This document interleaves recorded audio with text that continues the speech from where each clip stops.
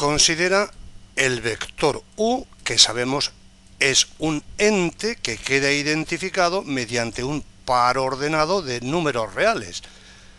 Del primer número del par decimos que es la primera coordenada del vector, del segundo número del par decimos que es la segunda coordenada del vector. En términos geométricos, el vector viene a estar representado por una flechita. Aquí tienes la primera coordenada, aquí la segunda coordenada.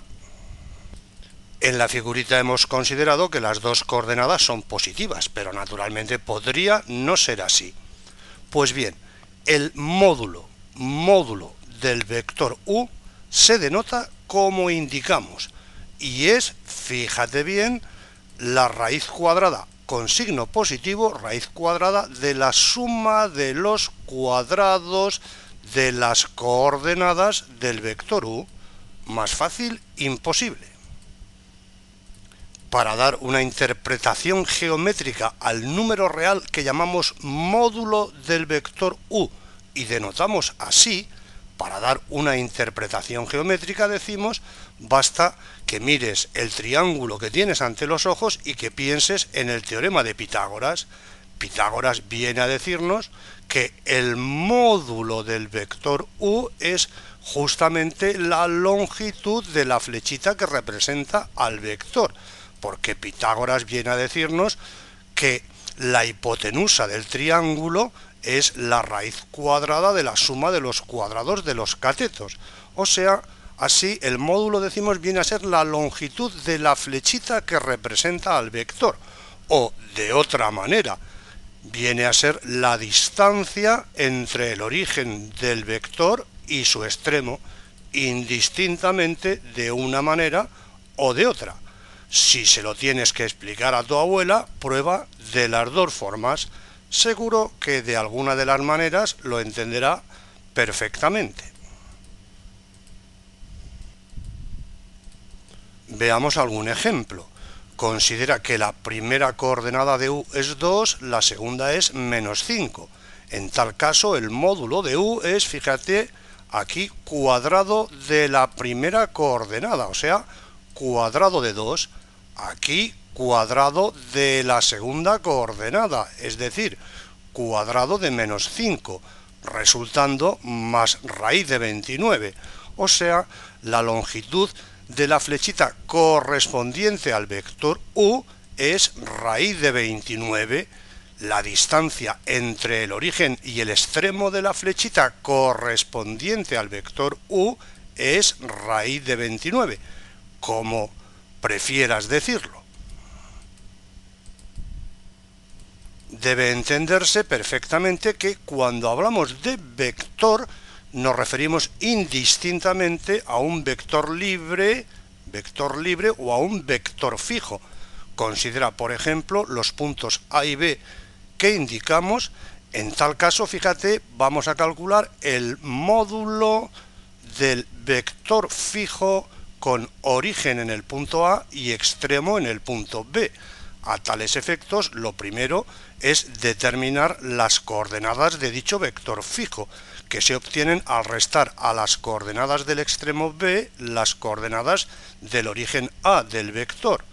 Estas son las coordenadas de B, estas las de A, y por tanto, estas son las coordenadas del vector fijo con origen en A y extremo en B.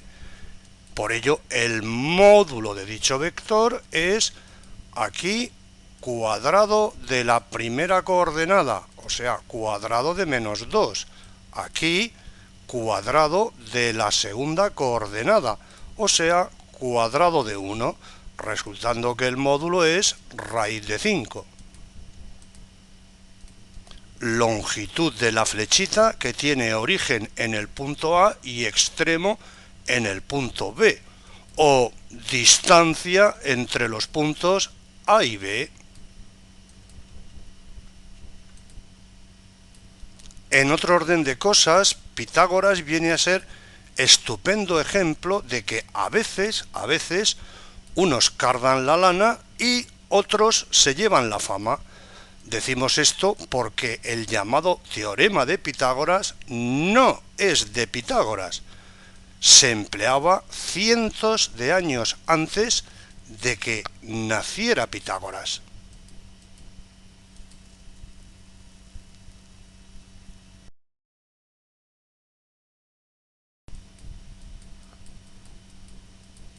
El concepto de vector unitario no puede ser más sencillo.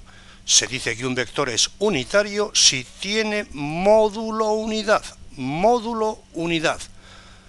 El vector que indicamos no es unitario, porque su módulo no es la unidad. El vector fijo que indicamos no es unitario, porque su módulo no es la unidad. Fíjate ahora en este vector. Su módulo es aquí cuadrado de la primera coordenada, o sea, cuadrado de 3/5, aquí cuadrado de la segunda coordenada, o sea, cuadrado de 4/5. Si operas, resulta raíz de 25/5, que es 1. Este vector tiene módulo unidad y por eso se dice unitario. Los vectores unitarios más famosos, son los que indicamos. El que bautizamos E1 es el que representamos aquí. Señala la dirección positiva del eje de abscisas y tiene módulo unidad. El E2, este otro, señala la dirección positiva del eje de ordenadas y tiene módulo unidad.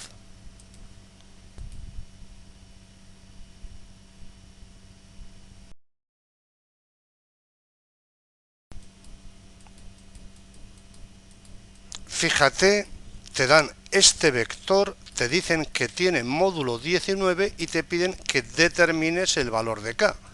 No puede ser más fácil. El módulo del vector u es la raíz cuadrada del cuadrado de -3 más el cuadrado de k, módulo que debe ser 19. Al elevar al cuadrado resulta 9 más k cuadrado igual 19, y sucede eso si k es más raíz de 10 o menos raíz de 10. Por ejemplo, te dicen que el vector u es el que indicamos y tiene módulo 5. Te piden que determines el valor de k. De nuevo lo mismo. El módulo de este vector es la raíz cuadrada de la suma del cuadrado de 2k y del cuadrado de k. Este es el módulo y debe ser 5. Al elevar ambos miembros al cuadrado resulta que 5k cuadrado ha de ser 25. Y sucede tal cosa si k es más raíz de 5 o menos raíz de 5.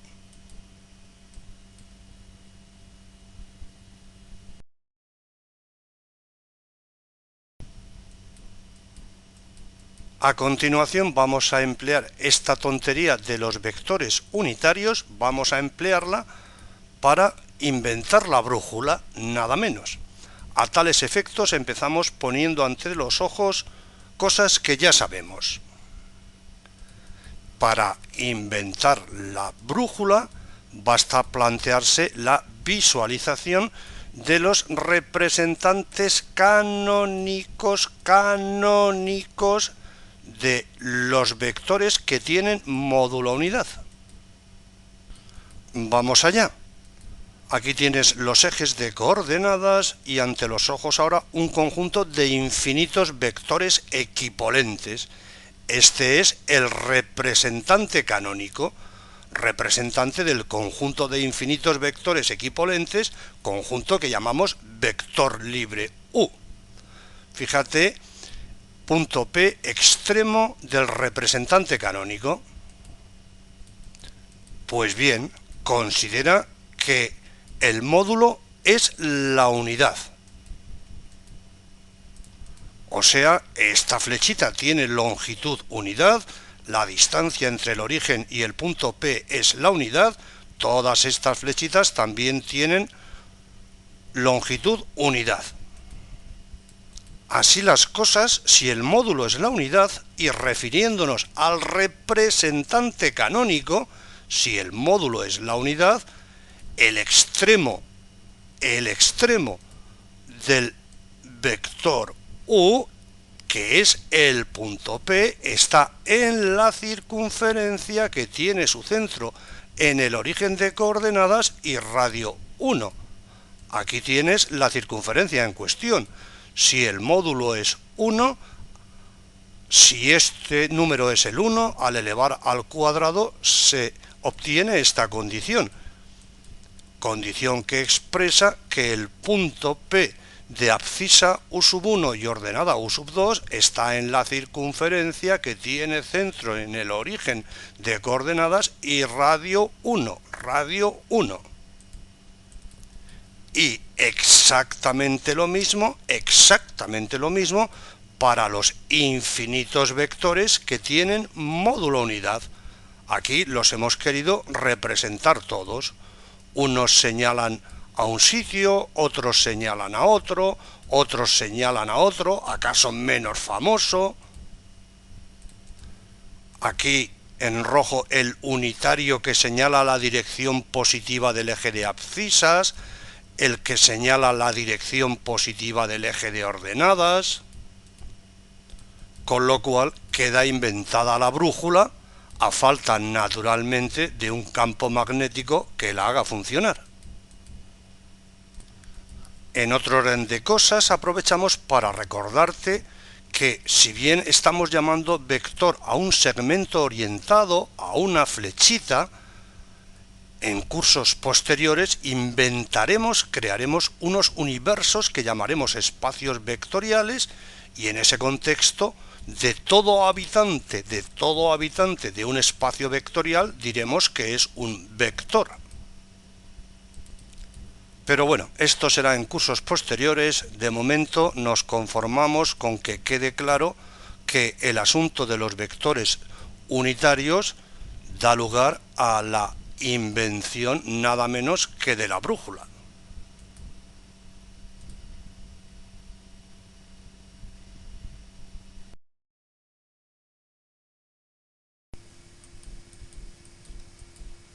Más allá de estas tonterías respecto al módulo de un vector, advertimos respecto de la letra desastrosa.